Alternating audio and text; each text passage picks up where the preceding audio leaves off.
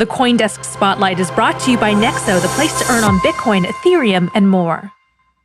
Crypto asset manager Bitwise has gone live with a new exchange-traded fund on the New York Stock Exchange that offers investors exposure to 30 pure-play crypto firms like Coinbase, MicroStrategy, and more. The ETF will aim to track Bitwise's list of top crypto firms and includes companies with 100 million or more of liquid crypto assets on their balance sheet. Joining us now to discuss is Bitwise Chief Investment Officer Matt Hougan. Welcome to the show, Matt.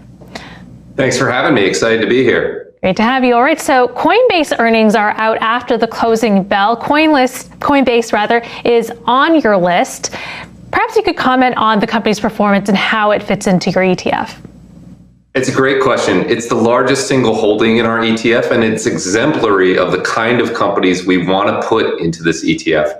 What we're going to learn later today is that Coinbase had an extraordinary first quarter. We expect to see revenues that exceed all the revenues they had in 2020. But here's the interesting thing, and this is true not just about Coinbase, but about a lot of companies in this index and in this ETF. It has that extraordinarily high level of revenue growth, but it's also extraordinarily profitable. Often when you talk about early stage technology companies, they're growing very fast, but they're losing money. One unique thing about the crypto industry is you have companies that show that early stage technology level of growth, but they're doing it with extreme profitability. And that's what you're going to see in today's earnings. I think it should get people excited about Coinbase and also about the broader crypto industry as a whole. Good morning. You're invested about 9% of this in MicroStrategy and 11% in Coinbase. So MicroStrategy is basically a play for being long Bitcoin. Coinbase a play for, in a way, for volatility in crypto. So how would you characterize this ETF? Is it just a long play in crypto and Bitcoin particularly, or is it long volatility?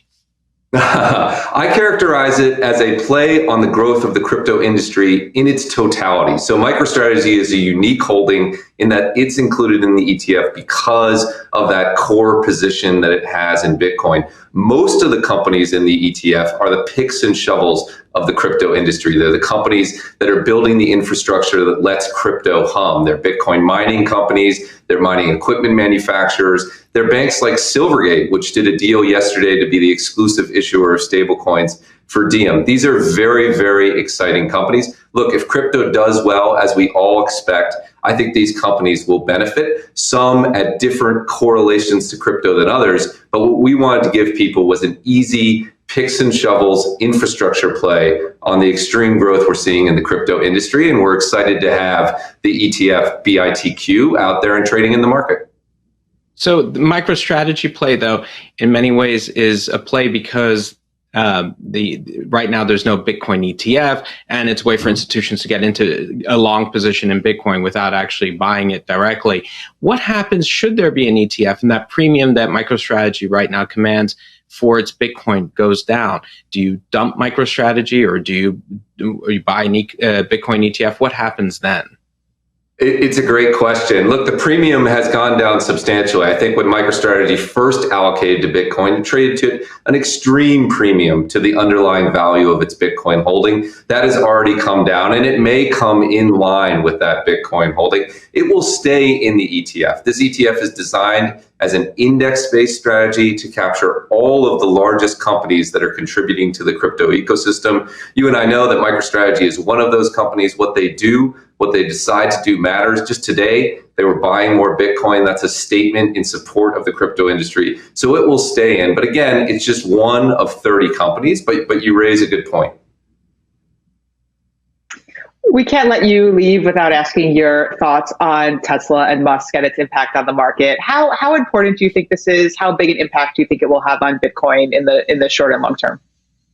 Look, what it's going to do is raise to the forefront of the new investors that are coming into the market this question of the environmental sustainability of Bitcoin and cryptocurrency more broadly. Like almost every industry that exists today, the crypto industry is going through a transition from a carbon-intensive past to a carbon neutral future. And Tesla is using its bully pulpit to accelerate that transition. I don't think that's necessarily a bad thing. The important thing about that tweet to me was there is nothing that Tesla did that backed away from cryptocurrency in general, right? It talked about cryptocurrency being important, having a lot of great promise. That that core promise, money moving over the internet, a more efficient, more inclusive financial system, that is not going to be stopped by temporary concerns about where we are on this transition from a carbon intensive past to a carbon neutral future. So I think it's a setback, right? The price is down. I think we will have a lot of conversations with institutional investors about the real ESG impact on Bitcoin. That's a complex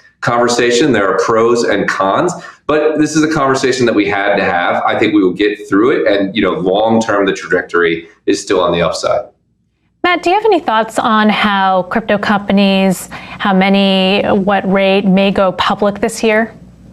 Yeah, there's a huge pipeline of crypto companies that are looking to go public. In fact, crypto is one of the rare industries where private companies are sometimes bigger than the publicly traded companies. We put a rule into our index that allows us to add IPOs on the day following their listing. So Coinbase entered on April 15th at a full 10% weight. We did that because new IPOs are such an important part of this ecosystem. You could see companies like Kraken, companies like Gemini, you could see companies like Chainalysis. There are a large number of companies that are in that pipeline towards moving towards public. Bitmain, another example. So any index or ETF that wants to allocate to the crypto market needs to take that into account. I think it's going to be an extraordinary story, an exciting story, and a story that brings more traditional investors into the crypto market, makes them recognize the huge growth that we're all experiencing every day.